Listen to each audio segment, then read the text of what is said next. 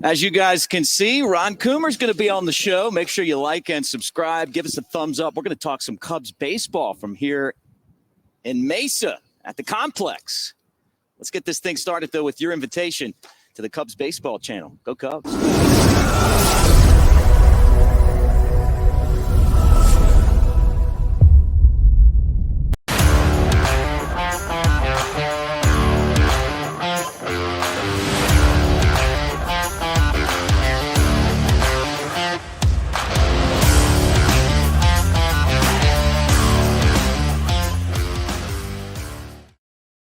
What do you say, everybody? Welcome to Mesa, Arizona. The voice of the Cubs here, Ron Coomer. I'm Mick Gillispie. What's up, brother? Well, what's up is that. Oh, yeah. Put yours up there. Put yours up there. Look at that. Look at us. That's what's up. That's congratulations to you guys. Yeah. Just hold that up there. That's going on the open. Yeah, there you go. So congratulations to you and all the guys that won a championship last year in the Southern League. That is outstanding. And you got your rings the other day. So very cool moment. When you win in our game, I don't care what level, and I've won in A-ball and in AA and in AAA and in the big leagues, and there is nothing like winning in professional sports. And so congratulations to you and everybody that won last year. 45 years between championships. Harold Baines and Tony La Russa were with the club at the time. Pat Dobson. See, those are guys that were either playing management when I was there, so that's a long time ago. So 45 years, and then this year's team. So it was cool. We got to do the ring ceremony here in the complex, and you're right, man. Like I believe, proud moment for the Cubs. Man, it really is. I got to give Jared Banner and those guys a lot of credit because the team came up a game short in 22, and he was like, "We're going to win it this year," and we did. I mean, we just killed everybody. But winning, I believe, is developing. It is. And it gets what you want to create in your organization. And winning is not everything in the minor leagues, as we all know, because you have to develop, right? You've got to get guys ready to win at the big league level and prepare them to play in the big leagues. And that's not always the easiest thing to watch sometimes in the minor leagues, particular AA. Because sometimes guys are a little over their skis in AA, but they've got to learn to play at that level to advance then to the next one and then finally into the big leagues. But there's a mindset, there's a teaching part of that. There's an expectation of winning. And when you create that environment through and through, that's when you really have things clicking in your organization, and that's what's happening with the Chicago Cubs. Yeah, I got to give them a lot of credit because there were years where they were, like you said, well, we don't really, you got the vibe that it didn't matter. They're winning at every level right now. And I feel like you get to the big leagues, and that's what your expectation is. Learning how to win in baseball isn't just your stats, man. There's so many other things that go into being a winning team. This is, as we're saying hi to Sut coming out here. Hey, he's out here with no coffee. He's doing good. All right. Him.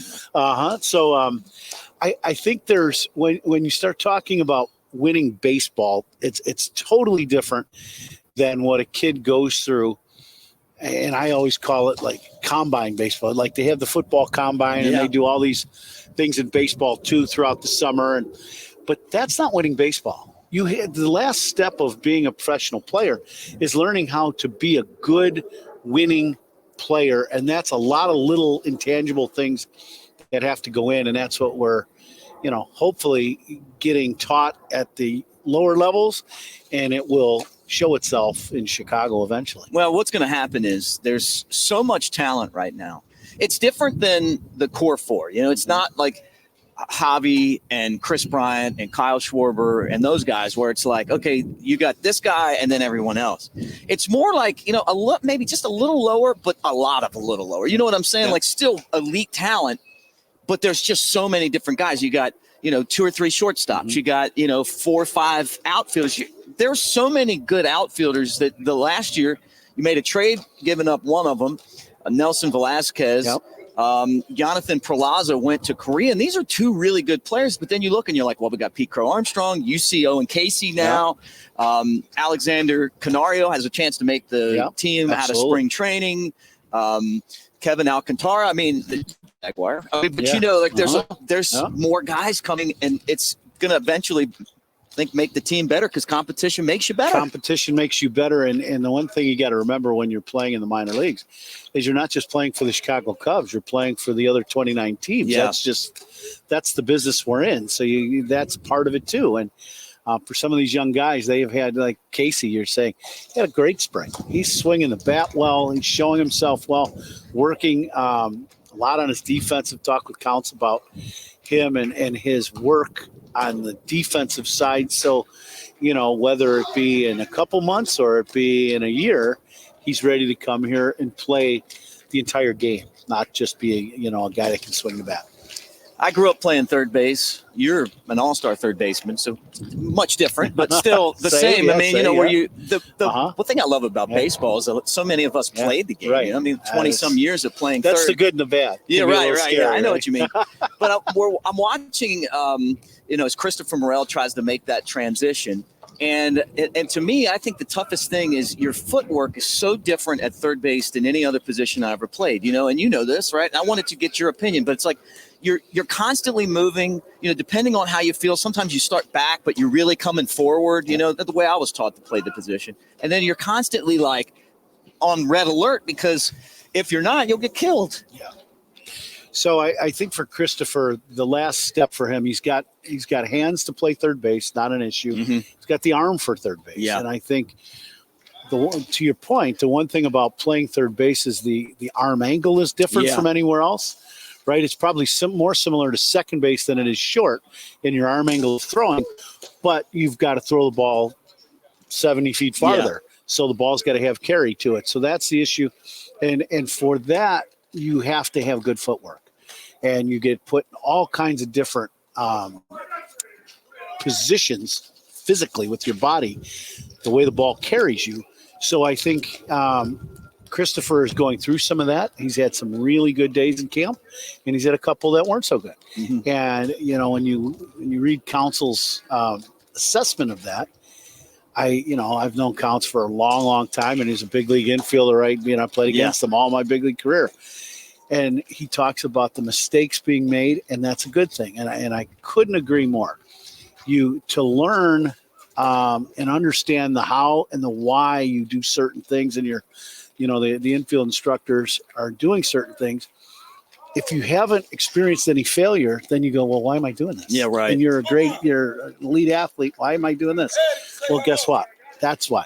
Because every now and then you get under a ball and it'll sail in the seats. Yeah. Right. So that's a problem. So that's part of it. He's learning and he's getting it. And I'm really happy because he needs a place to play with that athletic ability because he is electric in the batter's box. Yeah, he can hit. How long did it take you to figure it out? I was a good third baseman in high school. I became a better third baseman in college. I played my senior year at third base. I was a shortstop, and then I moved to third. And I really I had two coaches that really helped me become a big league all-star type shortstop or third baseman. And one was Art Howe in AAA. Wow. Art was coming to Albuquerque. He was an instructor for the Dodgers, but every time we would come home for the year, he would come in for 3 days, 4 days. And him and I would go out early and we'd stand at third base and I'd take ground balls and he would talk to me day after day after day. And there's no price you can put on that, right? Yeah, it's just having an elite guy working with you. What's he saying to you? All different things, scenarios and what to do, where to go with the ball, when to be aggressive, when not to be. Positioning on the field is so vitally important. The depths that you play because of the way the ball gets hit to you. And if you play 2 steps shallower, you're going to get eaten up by a lot of balls. If you play 2 steps back, you don't get eaten up by a lot of balls. And that's just the way it is. So I think, there's things about playing the position are very important. And then going to Minnesota once I got to the big leagues, playing for Tom Kelly, he was the ultimate defensive coach. Right. And he did not you weren't going to play as a young player if you couldn't catch the ball and play defense. And, then it really took off for me.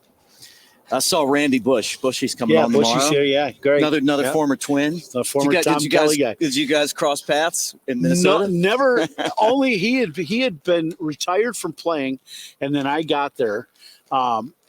but right away afterwards. And, and now, whenever I see him here in camp, we can talk about the old Twins days, and we have a lot of similarities in the way we look at the game because we look at it through the eyes of Tom Kelly. Yeah, right. Who was a great big league manager and a 2-time World Series manager, winning manager. So fundamental organization. To the small extreme. Market, won World Series, constantly competitive, developed their own guys. Every time you turned around, there was a Gary Gaetti. There's somebody else. Puckett, Kirby Puckett, one of the greatest players of all time, and then kept those guys. Yeah, they did. And you had last night I was at a dinner here, the scout dinner that they have here, and one of the guys that was involved in that was Larry Corrigan. Larry Corrigan, one of their top scouts. He was there last night. He drafted me. I was great to see him. But he was influential on a lot of guys because he was Terry Ryan, the general manager's right-hand man. Yeah, right. So it went through the entire organization, and that's what was cool. And Terry Ryan's going to go into the Twins Hall of Fame this year, and we'll all make our way back to Minnesota for that. That'll be a lot of fun. Craig Counsell, you talked about Craig Counsell, the new manager. Yep. A lot of excitement. Cubs went out. They paid him the most money ever to come here, and there's a reason why. I mean, he's perfect for this job. He's very different from David personality-wise, but the same as David Ross in the sense that long big league career, a lot of success, right, and World Series champs and all those things. But personalities are different. The way he goes about camp is different.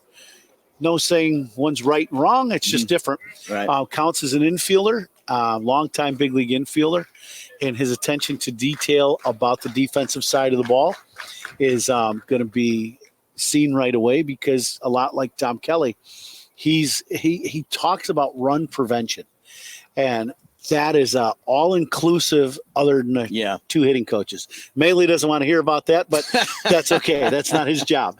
But everybody else is in run prevention, right? The pitching coach, the defensive coach, everybody. And that gets infectious when you're doing that real well. And the Cubs are very good at it. They're great up the middle, and they're going to be good. But the attention to detail about the defensive side is going to be seen in Chicago.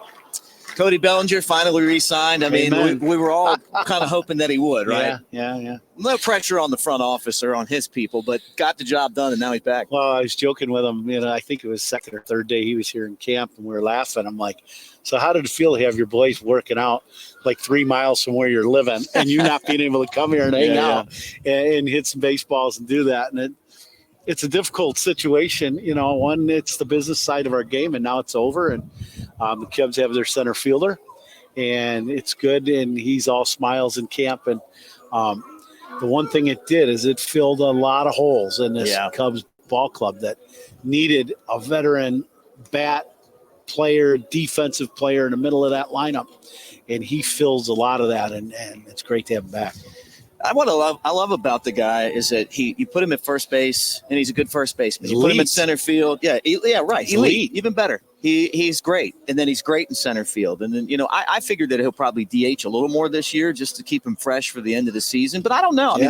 I also thought that Pete Crow Armstrong was going to come in camp and do the things that I know that he's capable of doing. I haven't seen it yet. And I know that making the jump from here to here is so difficult now. I feel part of that is I think that the minor leagues are so watered down compared to when you were in them, But at the same time, that's not what happened. So, I'm guessing now, looking at the way things are lined up, we're going to see him mostly in center field. I would think that's correct. The thing that it does, if you face a really tough left-hander, it gives the Cubs an option of putting Belly at first and throwing a right-hander in center field if that's what you need to do, and a right-handed DH so you can get majority of your lineup right-handed, and knowing that Belly handles left-handed pitching just fine and can dump the ball in the left or drive it out if they hang a breaking ball. We saw that last year. He gives you that option, which is a great option to have. And he's elite. I don't use that word. No, I'm with you. That's not a word. I just comes out of my mouth because I've played on these fields for a long time, and to be an elite defender at two positions is really unique. And he comes into first base, and he's, he might not have been there for a week, and he comes in there and he looks like he's a Gold Glove third or first baseman. It's pretty amazing. Well, it's the running the bases. It's doing all the things that it takes to be a great baseball player. You know, some guys have one thing or they have two things, but to kind of have all of those things, you know, the power that can hit for average, can, you know, like I said, run the bases. You can put him first. You can put DH center field. And then the guys love him. I mean, he's become, with that contract, and I don't know how long he's going to say. I know there's opt-outs and everything, but he's the face of the team right now. Yeah, he's definitely one of them. I would say that. And, you know, you get a lot of publicity with the contract and with his agent and all that, but he's definitely one of them. And all you needed to know is when we were at the Cubs convention and his buddies all, you know, throwing it out there, you know, about wanting him to sign back. And when the leaders of the team and one guy is missing because of free agency and everybody's talking about wanting him back, you know the impact he made in the clubhouse and everywhere else personally. So that's and then he's your elite player. Yeah, one of them. That's good. When I look at the catcher spot, love Yan Gomes. Got to stay healthy, obviously, because I feel like then you got a lot of youth behind him, right? Miguel Amaya, we saw him in the big leagues last year. And to me, in the minor leagues, that's where there's, you know, definitely kind of a drop-off. It's the one position where I don't feel like the Cubs are as deep. How important is he for this team to have success? Well, I think for Amaya, he's going to get a lot of chance to play. Mm-hmm. You have to do your very best if you're Craig Counsell to keep Yan Gomes healthy and able to play when it's important for him to play.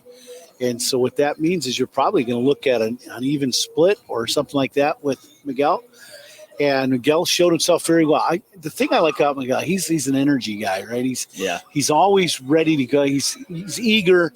You don't see that. He's full energy and ready to play and a happy guy and wanting to learn. And, you know, if he ends up staying around the, you know, Kyle and some of these veteran pitchers that can really help him understand what they want to do, it's going to help him advance in his catching and calling a game. And, you know, he's got a great arm. So there's a lot of pluses. The other thing, he can swing the bat. He's dangerous when he steps in the batter's box. So our catching situation, I would agree. The Cubs went out and signed quite a few minor league free agent guys to back up. But, you know, the 1-2 punch is good, but, you know, they need those guys to stay healthy. Let's talk a little pitching before we get out of here. Congratulations, Justin Steele, who's now established himself not only as a guy that can contend for a Cy Young Award and potential 20-game winner, but he's also going to be the opening day starter. And I saw a stat that Chris put out from Marquee, and it was like he's the first guy that the Cubs have drafted that's a left-hander to be the opening day starter. I thought that's a great stat. Yeah. Chris, you're the best at that. Yeah, so that is good. I'm happy for Justin. He really pitched well last year. It was fun to watch. As a big league hitter who did well against left-handed pitching, you know, those are the guys that I look at and go, okay, how would you attack them? Yeah. Because I do it for the Cubs hitters in our broadcast, you know, paying attention to the opposing team. And he has something in his delivery when he's cutting loose the baseball that the hitter just does not pick up the ball well. Yeah. He has a little bit of something that's a little deception, and they don't see four-seamer to cutter to slider down and in. There's something in that they just don't pick up the ball real well. And there's been a lot of guys. Andy Pettit had that. There's been guys that have that. John Lester. Johnny's a great example. And I think, you know, for Justin, he's got some of that. And we saw it last year. And, you know, another great guy that we have on the team, he just goes out there and does his job, wants to win. And, you know, when you have a bunch of those guys, things are going to be good for your group. Had John Lieber on the podcast. One of my old teammates. Yeah. 20-game winner. Yep. Talked about you. Talked about Sammy. Mm-hmm. I got to talk about Sammy. Yeah. I'm ready for Sammy to come back. I think he definitely said he was. Mm-hmm. But what was it like playing with him and with John and, you know, and some background on that? He had a great season. Well, I'll talk about Sammy first. Sammy's incredible at the time. I mean, he was in that home run that was amazing. Chase and all that. And, you know, really kind of rejuvenated baseball in the late 90s. There's no doubt between him and Mac and what they were doing. And Sammy was a good teammate. He was an absolutely incredible hitter. just incredible. The way he could cover the strike zone and drive the ball just as far to right center or right field as he did the left. And he played. The other thing that people don't give as much credit to Sammy about is his ability to play every single day. He came ready to play. And so that's something. Love the game. Yep, he was a baseball guy. What's it going to take to get him back? I don't know, and that's between Sammy and Tom Ricketts. They're going to have to work that out. It's them two. Everybody else can talk about it, but until those two figure that out, and they need to go have a beer. Yeah, well, we'll see how that works out. Drink. Yep.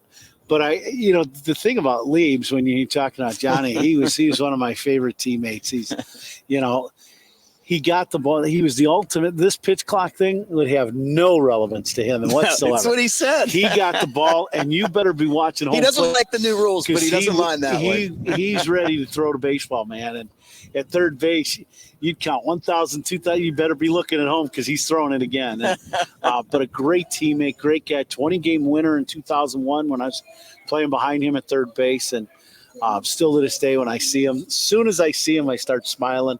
He's one of the great guys that I've ever played with, and just fun and nice and extremely competitive when he was on the mound. And that's the thing that you just love to have with your pitchers.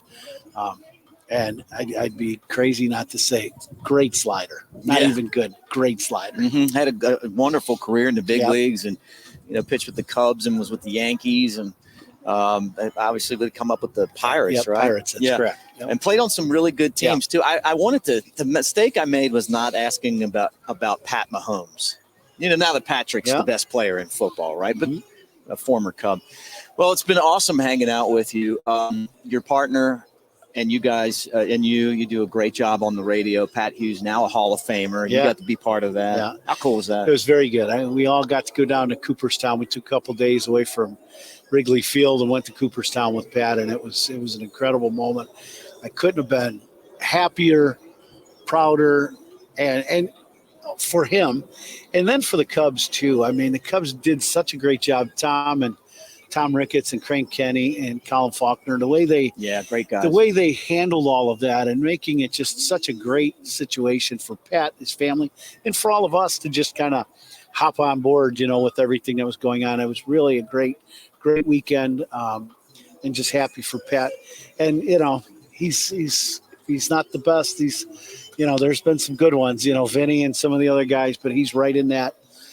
Right in that conversation of the great broadcasters of all time. And that's the cool thing, and we get to see him every day. And that's fun. Well, we'll be listening to you guys on the radio again this year on the Cubs Network, and wishing you the very best. Very last thing I want to know, you get an opportunity to go to Cooperstown. You've been around this game for a long time.